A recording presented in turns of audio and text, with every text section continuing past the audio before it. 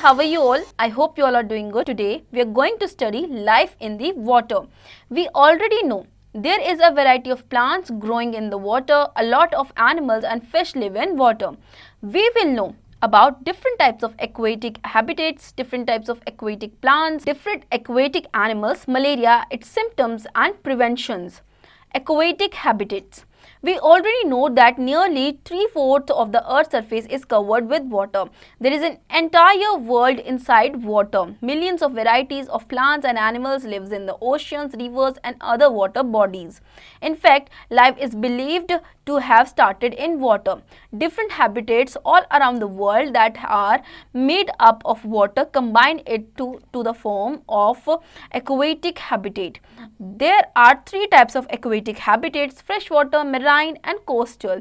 Let us know about them. Okay, देखिए हमें ये ऑलरेडी पता है कि जो अर्थ सरफेस है वो 3/4 जो उसका पार्ट है वो वाटर से ही कवर्ड है और उसी वाटर में जो है काफ़ी ज़्यादा लाइफ जो है वहीं पे रहती है, जिसमें प्लांट्स, एनिमल्स सब होते हैं. ओके, नाउ माना जाता है कि वाटर से ही लाइफ स्टार्ट हुई है. ओके, अब इसको क्या बोलते हैं, जो पानी के अंदर जितनी लाइफ है उसको बोलते हैं हम एक्वेटिक हैबिटेट. ओके, अब इसके बारे में पढ़ेंगे हम. Fresh water habitat. This habitat consist of the water bodies filled with the fresh water like river, lakes, ponds, streams, etc. The water has very less amount of salt dissolved in it. Okay, देखिए जो habitats होते हैं, ये जो habitat जैसे कि आपके reverse हो गए, लेक्स हो गए, पॉन्ड्स हो गए, स्ट्रीम्स, इनमें जो पानी होता है इनमें काफ़ी कम सोल्ट पाया जाता है. Okay, now marine habitat. Aquatic habitats where the water has a high content of salt are known as marine habitats. Ocean and seas are examples of marine habitats. The marine habitat has a lot more organisms in it than the freshwater habitats. Organisms like coral, shell animals, sponges, jellyfish, sharks and many others are found in this habitat. Okay, देखिए aquatic habitats जहाँ पर highly salt पाया जाता है सबसे ज़्यादा, उन्हें हम कहते हैं मेराइन हैबिटेट. अब मेराइन हैबिटेट में ओशंस में, सीज में जो पानी होता है वो सॉल्टी वाटर ही होता है और यहाँ पर काफ़ी सारी एक्वेटिक लाइफ भी पाई जाती है, जैसे कि यहाँ पे हमें coral, shelled animals, sponges, jellyfishes, sharks ये सब देखने के लिए मिल सकती हैं. Okay, coastal habitat.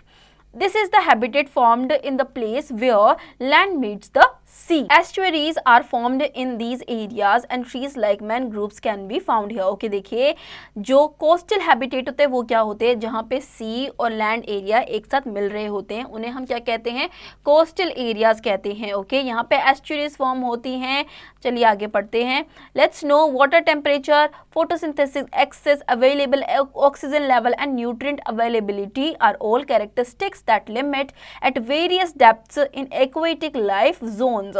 As one goes deeper, the temperature drops. Slight variations in temperature can have a big impact on aquatic life's stability and efficiency. Okay, देखिए जो टेम्परेचर और photosynthetic access, availability of oxygen level, ये सारी चीज़ें जो होती हैं ये सब क्या होती हैं, कैरेक्टरिस्टिक्स होती हैं किसकी, एक्वेटिक लाइफ जोन्स की. Okay, water temperature, photosynthetic access, availability of oxygen level, ये सारी चीज़ें आपको देखने को मिल सकती हैं एक्वेटिक लाइफ जोन में. ओके, जब आप डीप जाएंगे तो आप काफ़ी ज़्यादा वेराइटीज़ देखेंगे एक्वेटिक एरियाज में. ओके, आइए आगे बढ़ते हैं. Aquatic plants. Plants growing in water are called aquatic plants. Aquatic plants are of following types. जो पानी में पौधे उगते हैं उन्हें हम क्या कहते हैं, एक्वेटिक प्लांट्स कहते हैं. अब इसके कौन कौन से टाइप्स है, जैसे कि floating plants. Some aquatic plants that are seen floating on the surface of water in lakes and ponds, these plants are called floating plants. देखिए कुछ एक्वेटिक प्लांट्स ऐसे होते हैं जो वाटर के सरफेस पर ही फ्लोट करते हैं, उन्हें भी हम क्या कहते हैं, एक्वेटिक प्लांट्स ही कहते हैं. ठीक है, आगे चलते हैं.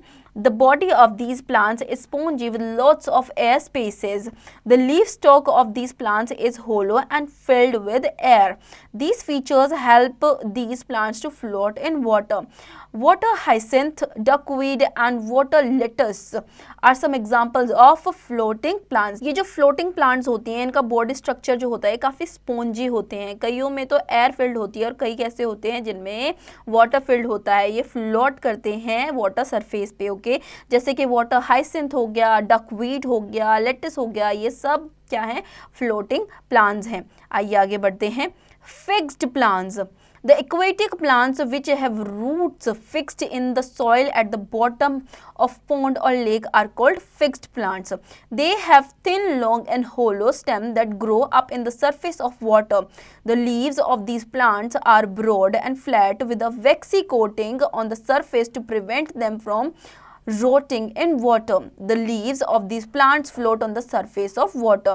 Water lily and lotus are some examples of fixed plants. देखिए फिक्स्ड प्लांट्स कौन से प्लांट्स होते हैं, ये वो होते हैं जो कि फिक्स्ड होते हैं, जिनकी रूट्स जो होती हैं वो ग्राउंड में से ही ऊपर तक आती हैं, इन्हें हम बोलते हैं फिक्स्ड प्लांट्स। ओके, नाउ इनकी जो लीव्स होती हैं वो फ्लोट करती हैं वाटर के सरफेस पे, जैसे कि वाटर लिली, लोटस हो गया, ये सब क्या है, एग्जाम्पल्स है फिक्स्ड प्लांट्स के ही। Okay, now let's know, lotus flower symbolises divinity, fertility, wealth and knowledge and enlightenment. जो लोटस प्लांट है वो डिवाइनिटी, फर्टिलिटी, वेल्थ और नॉलेज का सिंबल है। ओके, नाउ अंडर वाटर और submerged plants. Now some aquatic plants completely grow under the water. Leaves of these plants are thin and narrow without any stomata. These plants breathe through the body surface. They use carbon dioxide from water for photosynthesis and release oxygen in water. This oxygen is used by the underwater animals. देखिए कुछ aquatic plants ऐसे होते हैं जो कि completely पानी के अंदर ही होते हैं। ओके, इनकी जो लीव्स होती हैं काफ़ी थिन होती है और उनमें काफ़ी नैरो स्टोमेटाज होते हैं। उन स्टोमेटाज के थ्रू ही ऑक्सीजन वो रिलीज करते हैं और वो ऑक्सीजन यूज़ की जाती है एक्वेटिक एनिमल्स के through. Okay, now plants breathe करते हैं अपने बॉडी सरफेस के थ्रू। ओके, और वो कार्बन डाइऑक्साइड पानी में ही यूज़ करते हैं और फोटोसिंथेसिस का जो प्रोसेस है फूड मेकिंग का वो करते हैं। ओके, नाउ आगे बढ़ते हैं। Pondweed and the tape grass are some examples of underground water. देखिए पॉन्डवीड और टेप ग्रास ये दोनों अंडर वाटर प्लांट्स के एग्जाम्पल्स हैं। Now post to do growing lotus at home, you will need a sunny spot. Lotus like full sun and need at least 6 hours of light per day. A warm area, a large deep pot with no holes in the bottom, lotus seeds, enough sand and soil rich in clay, a small cup of sprouting, a knife or file to prepare seeds. Process: file off the outer layer and cut the seed carefully until the cream colored layer is visible so that the water can penetrate and activate the seed. Drop your seeds into warm water in a clear container and set them on a sunny windowsill to germinate. Change the water if cloudy to prevent bacteria growth. You should see sprouting in a week roughly.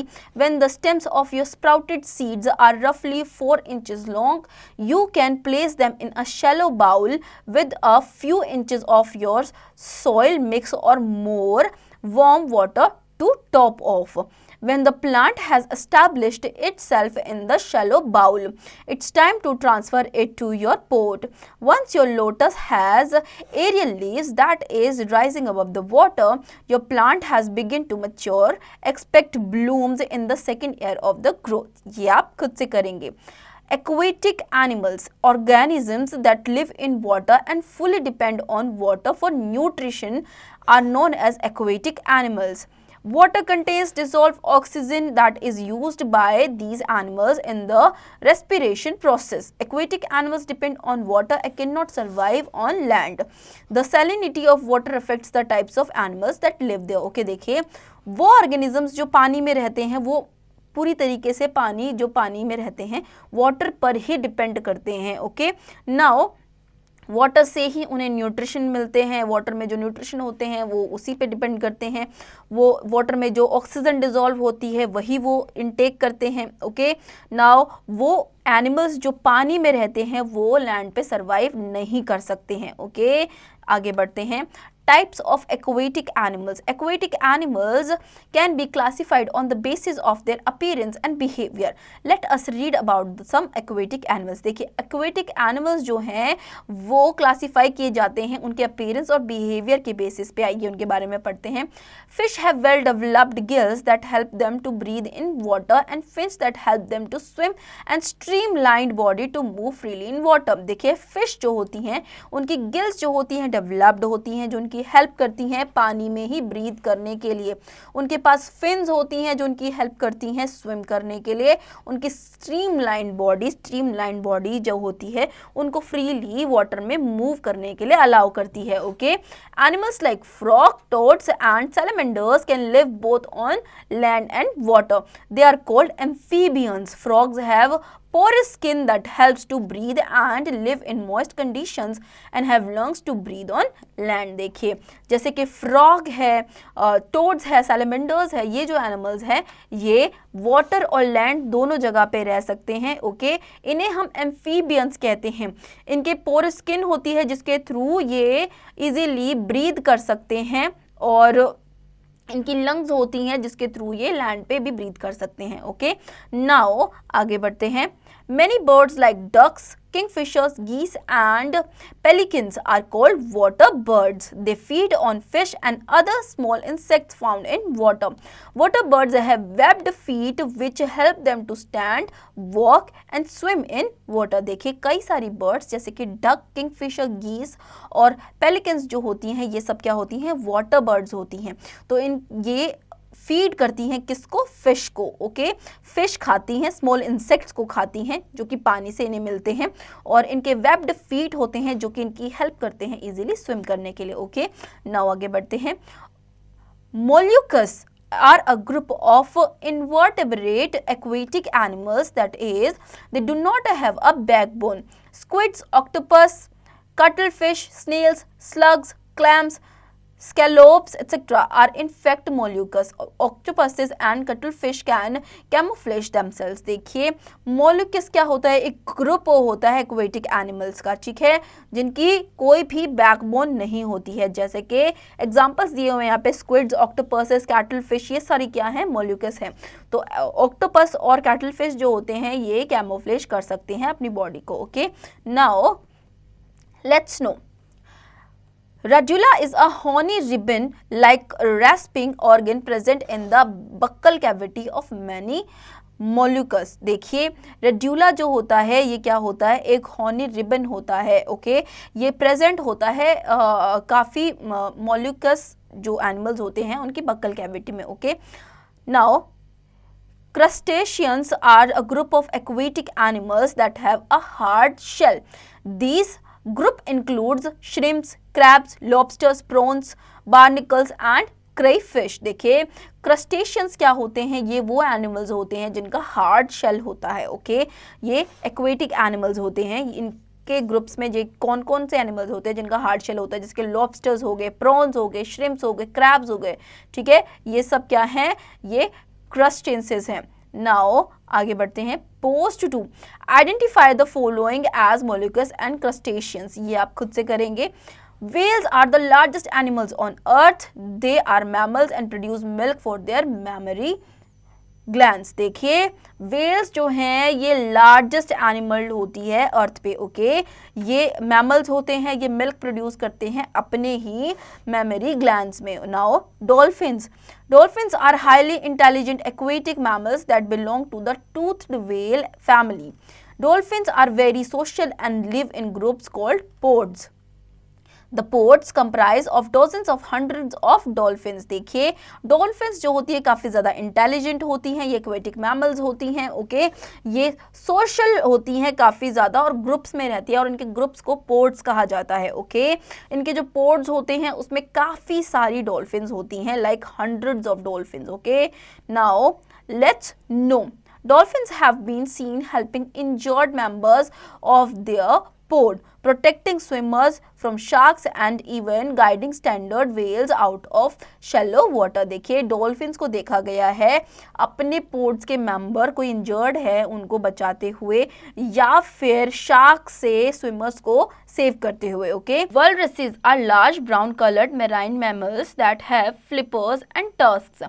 They live in an Arctic Ocean and the subarctic seas.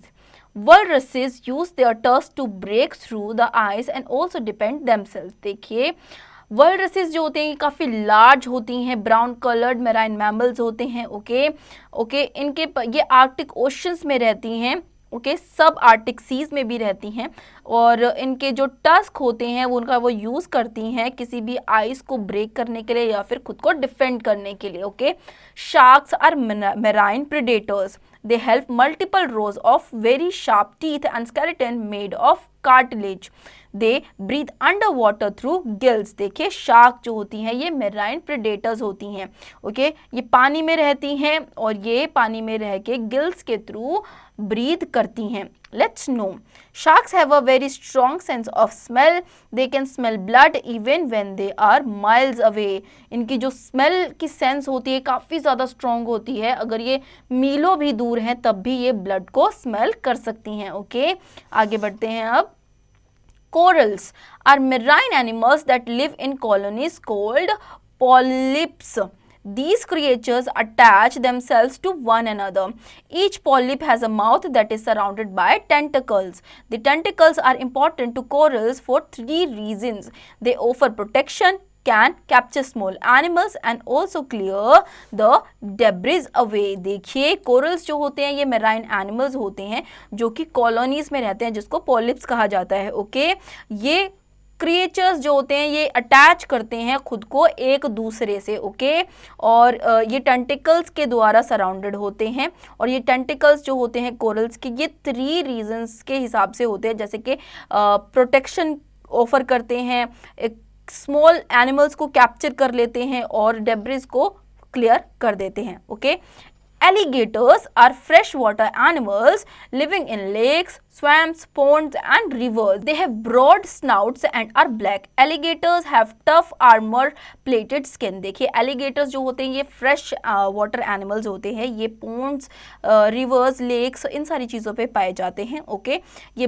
black colour के होते हैं और इनकी जो skin होती है वो armor-plated होती है। Okay, Crocodiles are closely related to alligators. These animals have long, narrow snouts. They can live both in fresh and salt water। ठीक है, क्रोकोडाइल्स भी एलिगेटर से ही मिलते जुलते होते हैं। इनकी नैरो स्नाउट होते हैं, लॉन्ग और नैरो स्नाउट्स होती हैं और ये पानी और लैंड दोनों जगहों पे रह सकते हैं। Okay, turtles are aquatic reptiles that have a hard bony shell which shield their body. They live in water most of their life. Freshwater turtles live in lakes and ponds. Sea turtles live in ocean and come out to lay eggs on the sand beach। देखिए turtles क्या होते हैं, ये aquatic reptiles होते हैं जिनका outer shell जो होता है काफ़ी ज़्यादा हार्ड होता है और खुद को प्रोटेक्ट करने के लिए अपनी बॉडी को शेल के अंदर ले जाते हैं। ओके, नाउ ये जो है ये मोस्टली फ्रेश वाटर में भी टर्टल्स रहते हैं और सी वाटर में भी रहते हैं। तो जो सी वाटर के टर्टल्स होते हैं वो एग्स ले करने के लिए सी से बाहर आते हैं। ओके, तो जो टर्टल्स होते हैं वो फ्रेश और सी वाटर दोनों में रह सकते हैं। Sea horses are small fish. The head and neck of sea horses are similar to that of a horse. They have a long snout and are curled tail that can grasp objects। देखिए picture दिखाई गई है सी horses कैसे होते हैं, ये बिल्कुल horses की तरह ही दिखते हैं। ओके, और इनका बॉडी स्ट्रक्चर इस तरीके का ही होता है और ये इजीली किसी भी ऑब्जेक्ट को अपनी टेल से ग्रास्प कर सकते हैं। Okay, salmon is a type of fish that is born in fresh water, migrates to oceans and returns to fresh water to reproduce. They are consumed by humans for their high protein content, vitamin D and omega 3 fatty acids. देखिए salmon एक fish होती है जो कि पानी में ही जन्म लेती है और माइग्रेट करती है ओशंस में और उसके बाद दोबारा फ्रेश वाटर में आ जाती है रिप्रोड्यूस करने के लिए। ओके, ये इसे ह्यूमंस भी खाते हैं, ह्यूमंस इसे प्रोटीन कंटेंट के लिए खाते हैं या फिर विटामिन डी या फिर ओमेगा 3 के लिए खाते हैं। Okay, now jelly fish are transparent jelly like marine animals, they have bell shaped bodies with an umbrella shaped head and have several tentacles. These fish are either colorless or have bright colors like pink, blue and purple. देखिए jellyfish कैसी दिखती है, side में picture दिखाई गई है, इस तरीके से जेलीफिश दिखती है। ओके, ये बेल शेप की होती है, ट्रांसपेरेंट होती है या फिर इसके 3 कलर्स यहाँ पे बताए गए हैं, पिंक, ब्लू, पर्पल, इस तरीके से ये दिखती है। ओके, नाउ आगे बढ़ते हैं। Let's know most type of jellyfish are luminescent, they emit light from their bodies, they have hundreds of enormous sting cells in their tentacles. देखिए जो मोस्टली जेलीफिशेस होती हैं वो ल्यूमिनेसेंट होती हैं क्योंकि उनमें से उनकी बॉडी से लाइट आती है। ओके, ये वो एमिट करती हैं लाइट को, उनके अंदर 100 ऑफ वेनोमस होता है, स्टिंग सेल्स होते हैं उनके टेंटिकल्स में। Okay, now eels, eels are elongated fish that have a snake-like body. Their fins are fused to form one long ribbon running along the length of their bodies. They live in a shallow waters of the ocean in holes known as eel pits. देखिए eels fish ही होती है, snake की तरह इनकी body होती है और ये पानी के नीचे रहती हैं। ओके, आगे बढ़ते हैं। Malaria, malaria is a disease caused by mosquitoes. Mala means bad and area means air. Together they mean bad air. It was called marsh fever because it occurred more in places that were near marshy ponds, puddles or stagnant water. Malaria is a very common disease spread by the female Anopheles mosquitoes. The mosquitoes carry a parasite which causes malaria when it passes into the blood of a person who is bitten by the mosquitoes. देखिए malaria एक disease होती है जो कि mosquitoes से होती है। Malaria का मतलब होता है, माला का मतलब होता है बैड, एरिया का मतलब होता है एयर। ठीक है, तो ये एक मिलकर क्या बना, बैड एयर बना। ओके, इसको मार्श फीवर भी बोला जाता है। अब कहीं पर भी पानी जमा हो गया है तो वहाँ पे जो मलेरिया के मॉस्किटोज हैं वो जन्म लेते हैं, जो कि आपकी हेल्थ के लिए बिल्कुल भी सही नहीं है। ओके, नाउ फीमेल एनोफाइन्स जो होती हैं, एनोफिल्स जो होती हैं मॉस्किटोज, उनके थ्रू मलेरिया हमारी बॉडी में इंजेक्ट हो जाता है जिसके थ्रू हमें मलेरिया हो जाता है। Okay, now symptoms of malaria क्या क्या होते हैं। When a person suffers from malaria he shows the following symptoms, high fever along with shivering, severe headache, vomiting. क्या क्या सिम्टम्स हैं कि हाई फीवर होगा, आप शिवर करेंगे, उसके बाद आपको हेडेक होगा, काफ़ी ज़्यादा आप वॉमिट करेंगे। Okay, preventions from malaria, we can prevent malaria in the following ways. Do not let water collect in around your house. Water coolers should be emptied and cleaned timely. Use mosquito net and emptied and cleaned timely. Make sure that the mosquito repellent sprays are sprayed at regular intervals in your locality. A blood test helps to diagnose the presence or absence of malaria. Chloroquine tablets are given to patients suffering from malaria. Okay, क्या क्या preventions है कि आपके आसपास में या घर में कहीं भी पानी जमा हो रहा है तो आपको वो जमा नहीं होने देना है, अपने कूलर्स को टाइमली क्लीन करना है, आसपास के एरियाज को क्लीन रखना है। ओके, आपको ये देखना है कि आपके एरियाज में प्रॉपरली जो मस्कीटो स्प्रेज है वो कराई जा रही है कि नहीं। ओके, तो ये सारे प्रिकॉशंस आपको लेके चलना है। Sum up, there is an entire world inside water, different habitats all around the world that are made up of water combined to form the aquatic habitat. Aquatic habitat where the water was a high content or salt are known as marine habitats. Plants growing in water are called aquatic plants. The leaves of fixed plants float on the surface of water. Organisms that live in water and fully depend on water for nutrition are known as aquatic animals. Molluscs are a group of invertebrate aquatic animals that is, they do not have a backbone. Crustaceans are a group of aquatic animals that have a hard shell.